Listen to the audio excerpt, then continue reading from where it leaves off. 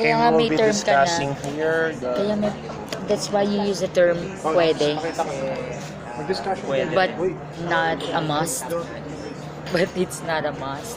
Okay. Para You nakikita may ng mga use it. viewers Yeah. natin based on So So what can you say about that? there, There if is- it's an already established theory, So for example, you may use it because there is no question about it. However, at the same time, but hindi, if you're going to use a new theory, siguro, ang pagpapasya na lang natin, kung sino yung pinaka-recent na nag-cite, yeah, cited. That's why. cited Yeah, by, that's why. That's also in the AP man, right? For example, you mentioned So, pero, an limited old lang person, but yun. Limited lang yun sa mga theories. no. Even literature. Yeah. Pero study, hindi Yes, talaga. study. Hindi No, talaga siya. kasi it's about trend. Eh. Literature. So for lit, yeah, you may mention, especially for literally literature, like stories and novels, and then the So, teka. Liliwanagin ko lang. So, hindi talaga pwede yung mga news, yung mga pero may mga nagsabi pwede, because news is an article.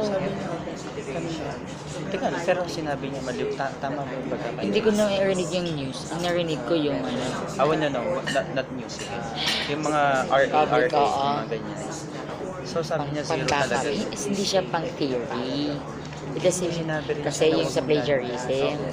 But, for example, in our, di ba we use Turnitin or flag scan, right? At PUP. Kasi lalabas yun, Yeah. papasok sa first However, page. there is consideration or exemption there. Why? For example, Politing the Philippines appeared so many times. Of course, it's not what? It's not an issue of plagiarism because you need to mention, right, the term over and over. So there are exemptions in that. However, because there is an actual result of what were the items that you plagiarized. So if it was seen or found out that it's literally copy and Teka paste, lang. Siguro, that's plagiarism. Ano pa yan? Mga yung Republic Acts, yung mga nagagaling sa mga Ano, memorandums, yan, memo. yung mga executive yeah. orders, mga ganyan. So, yan yung public na wala ka talagang masasite. I mean, mariretrieve mo siya sa internet. Yeah. Pero yung author nun, although may mga Yeah, may authors may din authors sa baba. naman sa baba Oo, nun. mga legal docs. Pero maliwanag yung sinabi ng ano na Pwede na yun eh.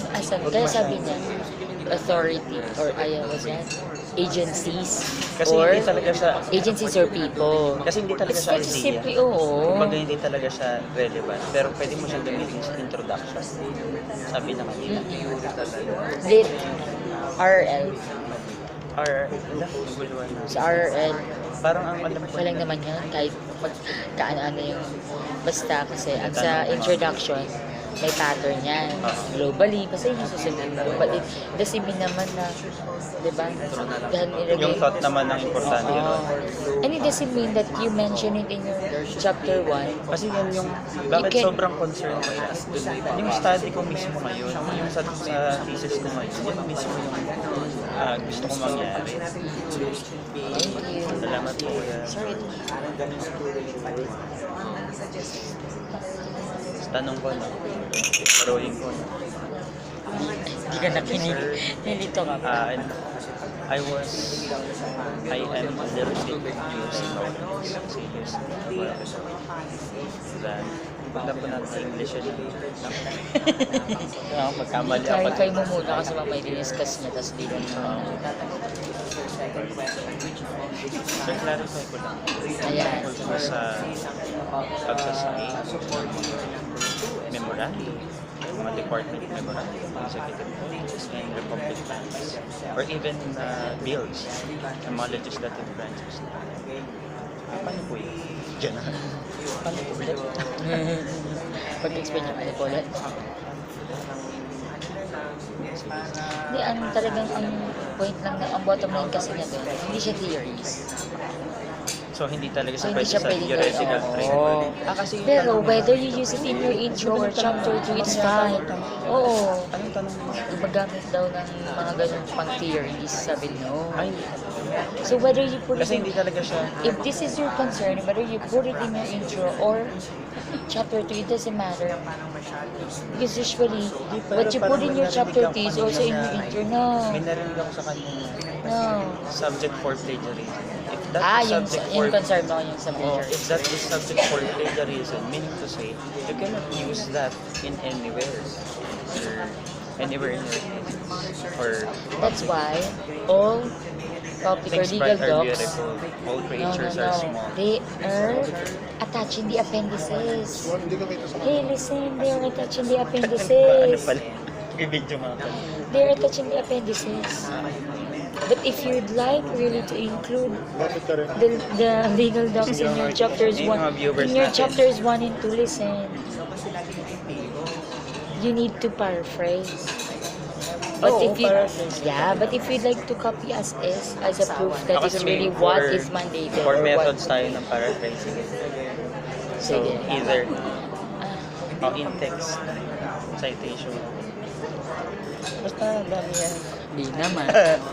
Quotation Invento ka. din, yung quotation. Hindi siya the base of paraphrasing. No taking tawag doon. Ay, ano, basta citation. Basta citation.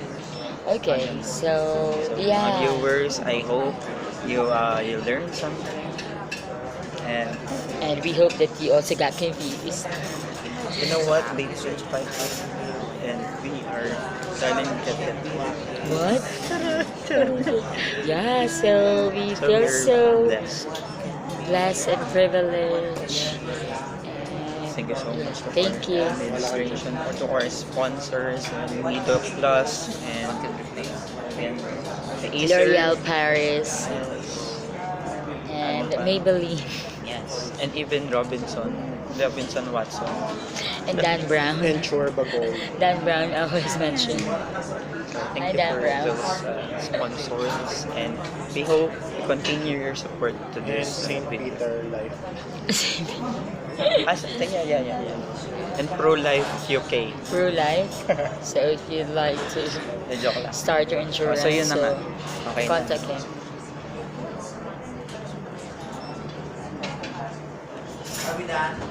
Ayan na.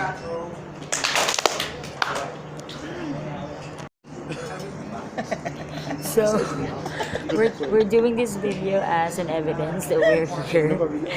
So my parents know that we learned something from ASTR. So now we're down to references, but it doesn't mean it's the first. It's actually still relevant to introduction because it's about checking, of course, all your intake citations if there are found in the references. Aside from that, it's not enough that you know the format of APA, but for you to make sure that you got it correctly, you may just copy paste your documentation in Google Scholar, paste it on Google Scholar, and then search it, and then click the quotation, the close quotation mark, and compare. So actually, they will just offer you all the formats of referencing or documentation, and you may just copy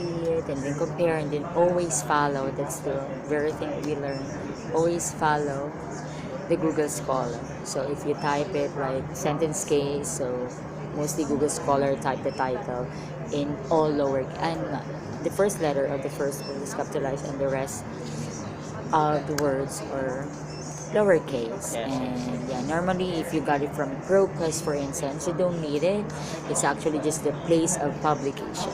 Yeah. And yeah, we learned a lot. So that's it. Thank Wait, you. joke lang. There are 4 elements that correctly answer research Sorry. survey. The first is the description of what is already discovered and the summary of the trends. The second one is the discussion of the research found or what is not yet found. Or The third, yes. The third is the direction for further study.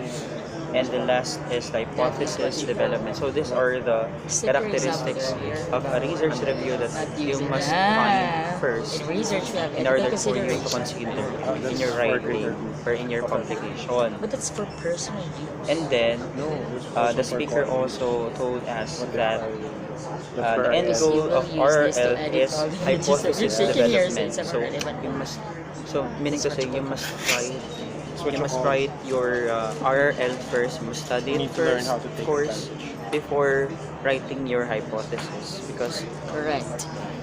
And as a greater, for the greater good. Yeah, that's also one humanity. thing. Yeah, I would like to emphasize it or reiterate the thing that we learn about hypotheses. Of course, it's you are not obliged to have hypotheses always, but when it comes to where to put it should be after after RL, not after SOP. you Because mean, yeah, what will you be mean your it must be written. yeah, that's the format. After You the put it, RRL. you write it after. RL hypothesis. Correct. Not Exactly. the other. Okay, another thing Okay. that he emphasized is RL must come from the different continents. Gary. Or kasi Exactly. it is an international publication. So Yeah. Go. since it is an international publication, how can we assure that there are readers from around the world that will cite your research paper if they cannot connect, Exactly. if it is irrelevant to what's happening into their countries? So again, that is actually pointing us to our introduction, where we discuss the globally, national, not the globally. What's the next one? Synchronized. Regionally, depending on what region, and nationally or locally. Actually, we learned a lot, and still we are It's still in. early. It's just Yeah, yeah, yeah. imagine. It's not even it's 2 just p.m. 2, yeah, no, it's 2:10, 2:09, 2:08. Good. It's 2:08 p.m. It's already even to It's be. 2:08 p.m. But oh my, we are learning a lot. And I'm from downloading the Beacher results. And Sa I commend editing his software. I commend his strategy. Every time that he's living, this. Yeah, I would like to use this. Yeah, Thank you so yeah, much. I the will use this in my class. yeah, So at least I know they're going to reiterate what they learned from me, I'm and the I perfect example of the hindi naturuan ng maayos. Like for real, with all seriousness. strategy, no, never heal it. Yeah, because it's also a proof. Actually, it's a form of evaluation or assessment on the part of the students, That they though are in a different participating, medium. Correct. And That then they at the same learn time, something that you're you are not. thinking, you're thinking of Yeah. another strategy that's the next Exactly. time. However, What are the things that you will be discussing? However, when is there room for questions? Which is on evaluating the quality. Okay, So and our that guest, we're we have come back to Okay. our topic, which our special guest, Carolina Galano, will discuss the relevance of the title of our research paper. Miss Gal, by the way, Miss Galan is Miss Malunggay 2019. That's it. I just want to share. Don't Okay, just like what I said earlier, but I would just like to reiterate because it's not recorded. It is recorded. Yeah, Go. every time I tell this to my students because this is what Is it I recorded? learn, or Yes. I also tell my students that the tip that I give them every time they will have Do you their mind speak a little final louder? defense, and when if they were asked the question, if if you if you would change your title or content, what would you change? Of course, I tell them better choose the title because the title will just adapt or adjust to your content. And like if you choose to change the content, you will change the entire content because you want to fix to your title. So this is what we learn. You may change the title after finishing your research because title is equivalent to your conclusion. So what happens, you remove the variables like your respondents. Yeah, there's no need for that. Even the local or region, there's no need for that. Just focus on what you really found out and put it into noun phrase or title format. So there are questions actually that you may ask yourself first is what have been done in the local area to address the problem. Of course, that is usually discussed in the latter part of your introduction because we have the discussion for the national or local region. Of course, you start with a global perspective when you discuss your introduction, and then Manonood? Yes. Continue. so yeah, Yes. And of course, and they're talking about that they will watch the Quezon game. what interests you? Just to metacognitive. Parang dinidiscuss mo sa akin. Hi. So, yeah, we'll be talking about the relevance of the title to the introduction and the content of the entire introduction. So, what? Historical background. Of course, Background check. There is There should be an urgency. there Not should yet. Let's start. You know, as a rank, you need to have intro, but you don't just get some parts of the things that you learn, but make it systematic, right? Because this is IMRAD, so Number intro, one. you don't start with. Okay, let's start. First, what are the Okay, make it you fast. must manifest the Phase. variables that you want to study at. And then, Okay, the variables of second is kinagalit yung what is it. Second is there lakasan must mo para be yung maririnig nila. There must be a limited number of words that you must use for us. It must be specific, but limited number of words for the readers, not for your title to be ambiguous, to prevent ambiguity. And then followed by ikaw naman, sabi mo sa the title. it should not be for the sake of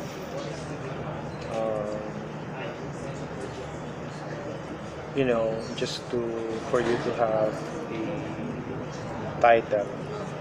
Okay, Should the main be relevant. characteristic should be relevant to what you want to earn, you want to gather. Right? So for example, your conclusion is this. You want to conclude something like this. So meaning to say, all the related literature must be connected or relevant to what concept of your problem you're about to discover. Right?